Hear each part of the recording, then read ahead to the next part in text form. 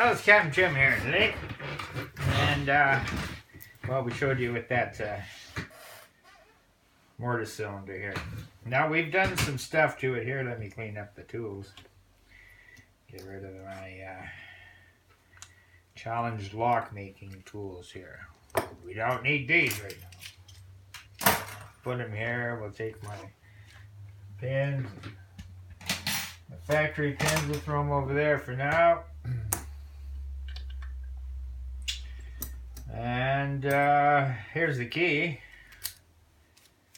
Works real smooth. This Avis, I think that's a W5 key, really set nicely in the cylinder. There's no flopping up and down too much of the key, so that's what contributes to making this thing so nice and smooth.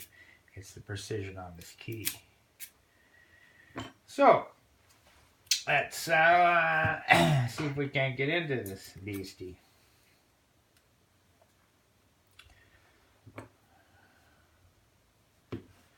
Alright.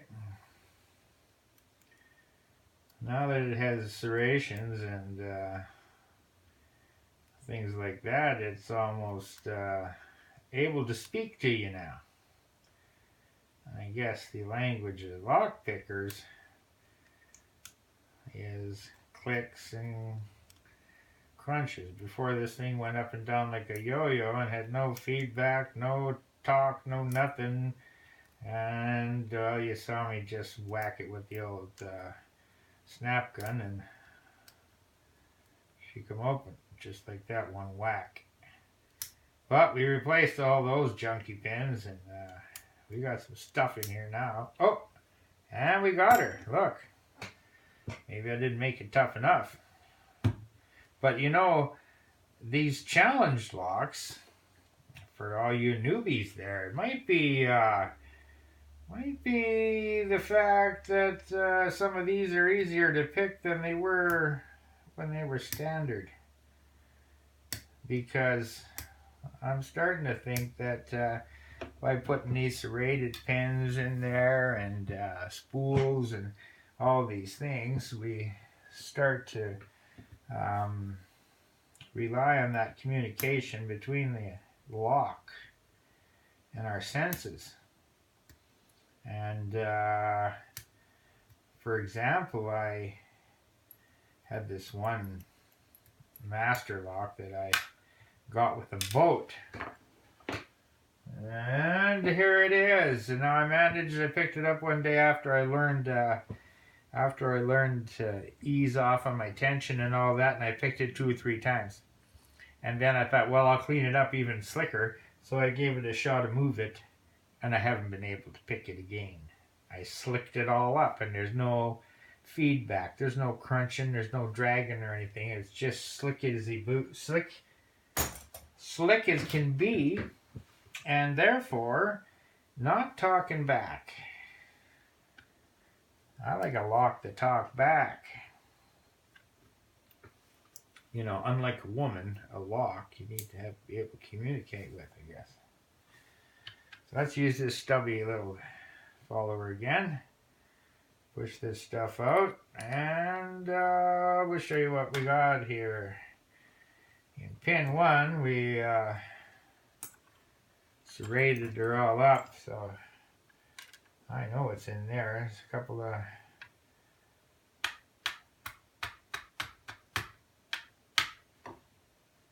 come on out of there, you. That's a T-pin, key pin. It doesn't want to come out.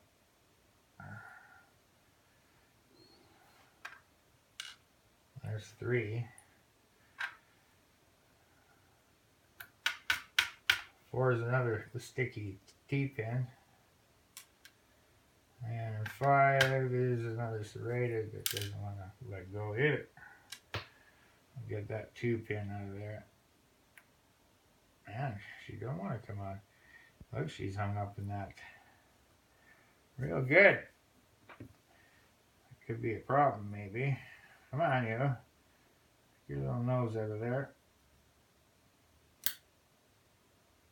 Yep, she was caught up in there. And in the Bible here, let me stand up so I can see what you're looking at. Oh, no light up there. Oh, geez. We're not set up to show you what's in there. Threading on 1 and 3. And then the captain's standard counter milling on the rest. And up in the Bible, we've got, pull that shim out of there. On 1, we have, what do we have here? Why is it not coming out?